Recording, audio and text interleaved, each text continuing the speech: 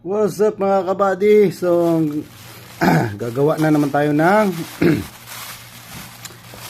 protein shake natin.